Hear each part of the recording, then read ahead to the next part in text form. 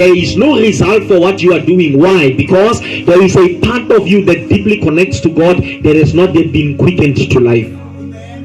And because that part that connects deeply to God, it has not been quickened to life, you are in your weakest element now.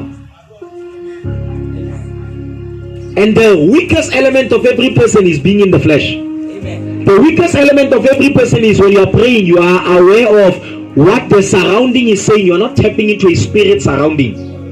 You are not coming into the environment of God. That's why we are preaching a gospel that has the power to change. But we preach it from the point of weakness, that it does not perform what it is being sent out to perform. So there can be somebody sick here today, and we'll be saying we are praying for somebody sick, by the stripes of Jesus be healed, and the person is not healed because we have not rejuvenated, we have not activated, we have not caused that element that causes us to become an open pipe that connects power from God, even so to the person we are praying for to come alive.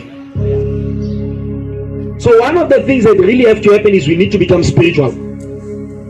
We need to become spiritual. We need to become spiritual. We need to become spiritual. And part of becoming spiritual, one of the things that will cause you to become spiritual is understanding the true burden of the Spirit of God.